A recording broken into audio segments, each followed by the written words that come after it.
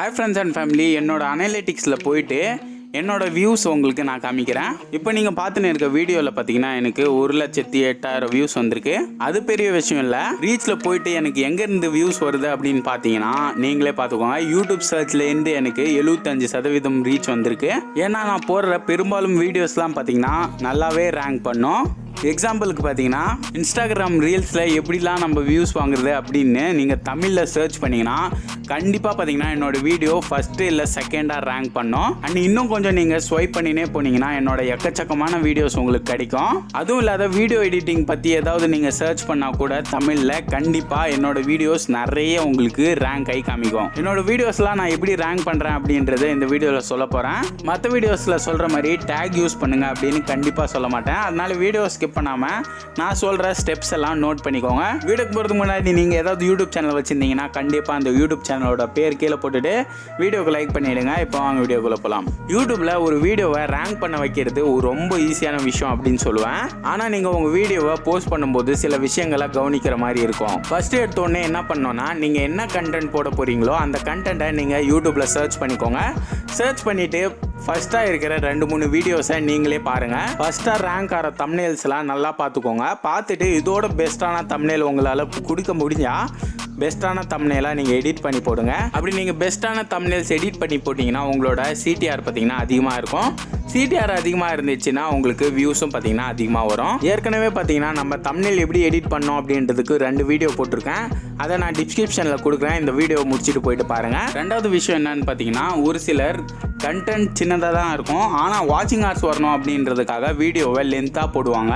சில பேர் ரெவென்யூக்காகவும் லென்த்தாக போடுவாங்க வீடியோஸை. அந்த மாதிரி நீங்கள் லென்த் பண்ணிங்கன்னா சின்ன கண்டென்ட்டை நீங்கள் பெருசாக்குனீங்கன்னா உங்களுக்கு தான் லாஸாக இருக்கும் அந்த வீடியோ போட்டது. ஏன்னா உங்கள் ஆடியன்ஸ் பார்த்தீங்கன்னா அந்த வீடியோவை பாதி கூட பார்க்க மாட்டாங்க. அதனால வீடியோ லென்த் பார்த்தீங்கன்னா மேட்ரே பண்ணாது. நீங்கள் வீடியோவை சின்னதாக பண்ணுங்கள், இல்லைனா உங்கள் கண்டென்ட் பெருசாக இருந்தால் பெருசாக பண்ணுங்கள். அதை விட்டுட்டு சின்ன வீடியோஸை பெருசாக்காதீங்க. ஏதாவது ஒரு விஷயத்தை நீங்கள் இப்போ கூட சர்ச் பண்ணி பாருங்கள். அது 2 இல்லை 3 நிமிஷம் இருக்கிற வீடியோ தான் ஃபர்ஸ்டா ரேங்க் ஆகும். அதனால கண்டென்ட் எவ்வளோ இருக்கோ அவ்வளோ பண்ணுங்க, வீடியோவை பெருசாக பார்க்காதீங்க. மூணாவது முக்கியமான பாயிண்ட் என்னன்னு பார்த்தீங்கன்னா உங்களோட டைட்டில்ல கீவேர்ட்ஸ்லாம் இருக்கணும். எக்ஸாம்பிளுக்கு என்னோட டைட்டில் கூட பார்த்துக்கோங்க. இதில் ரீல்ஸ் இருக்கு, இன்ஸ்டாகிராம் இருக்கு, மோர் வியூஸ் இருக்கு. இந்த மாதிரி கீவேர்ட்ஸ்லாம் நான் யூஸ் பண்றதால என்னோட வீடியோவில் யாராவது இன்ஸ்டாகிராமில் மோர் வியூஸ் வாங்கணும் அப்படின்னு போட்டுட்டு தமிழ்னு போட்டாலே என்னோட வீடியோ பார்த்தீங்கன்னா உங்களுக்கு ரேங்க் ஆக ஸ்டார்ட் ஆகிடும். உங்களோட முக்கியமான கீவேர்ட்ஸ் எல்லாம் நீங்கள் உங்களோட டைட்டிலில் போடுறதும் இல்லாமல் உங்களோட டிஸ்கிரிப்ஷன் பாக்ஸில் கூட ஆட் பண்ணுங்க. அதுவும் உங்கள் வீடியோவை ரேங்க் பண்ணுறதுக்கு ரொம்ப ஹெல்ப்ஃபுல்லாக இருக்கும். மூணாவது விஷயம் என்னன்னு பார்த்தீங்கன்னா இப்போ நீங்கள் ஒரு வீடியோ போடுறீங்க, அந்த வீடியோவோட ரிலேட்டிவ் வீடியோ நீங்கள் ஏற்கனவே போட்டிருக்கீங்கன்னா அந்த வீடியோவை உங்களோட வீடியோவுக்கு நடுவில் ஷவுட் அவுட் கொடுத்து அப்படி இல்லையா உங்களோட வீடியோக்கு லாஸ்ட்ல பாத்தீங்கன்னா எண்ட் ஸ்கிரீன்ல அந்த வீடியோ கூட ஆட் பண்ணலாம். உண்மையான விஷயம் என்னன்னு பாத்தீங்கன்னா எண்ட் ஸ்கிரீனை யாருமே சரியா யூஸ் பண்றதே இல்ல. எண்ட் ஸ்கிரீனை நீங்க கரெக்டா யூஸ் பண்ணீங்கன்னா கண்டிப்பா நீங்க எக்கச்சக்கமான வியூஸ் வாங்கலாம். அது எப்படி வாங்கணும் அப்படின்றது உங்களுக்கு தெரியலனா நீங்க கமெண்ட் பண்ணுங்க, உங்களுக்காக ஒரு வீடியோ தனியா நான் போடுறேன். வீடியோவை ஏன் ப்ரமோட் பண்ண சொல்றேன் அப்படின்னா ஒரு புது வியூவர் வந்து உங்களோட 2 வீடியோ தொடர்ந்து இல்லை 3 வீடியோ தொடர்ந்து பார்க்கும்போது யூடியூபோட அல்கோரிதம் என்னன்னா அவங்க ஃபீட்ல உங்களோட வீடியோ தானாவே சஜஸ்ட் ஆக ஸ்டார்ட் ஆகிடும். அப்புறமா அவங்க உங்களோட எல்லா வீடியோஸும் பார்ப்பாங்க.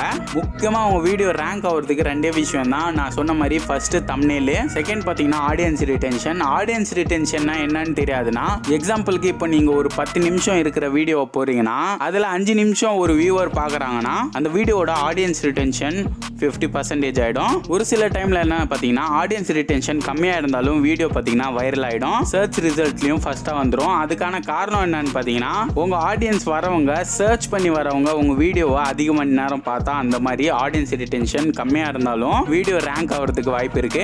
எக்ஸாம்பிளுக்கு நீங்கள் இந்த அனலிட்டிக்ஸை பார்த்துக்கோங்க. இதில் பார்த்தீங்கன்னா எனக்கு சப்ஸ்கிரைப் பண்ணவங்க எல்லாரும் பார்த்தீங்கன்னா கம்மியாக பார்த்துருந்தாலும் சர்ச் பண்ணி வந்தவங்க இந்த வீடியோவை பாதிக்கு மேலே பார்த்துருக்காங்க.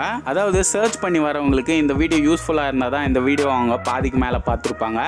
அப்படி இருக்கும்போது உங்கள் வீடியோ கண்டிப்பாக ரேங்க் ஆகும். நீங்கள் ஒரு யூடியூபராக இருந்தீங்கன்னா ஸ்க்ரீனில் உங்களுக்கு ஷோ ஆகிற வீடியோஸ்லாம் சூஸ் பண்ணி பாருங்கள், உங்களுக்கு ரொம்ப யூஸ்ஃபுல்லாக இருக்கும். நெக்ஸ்ட் வீடியோவில் சந்திக்கலாம். One life, love you all.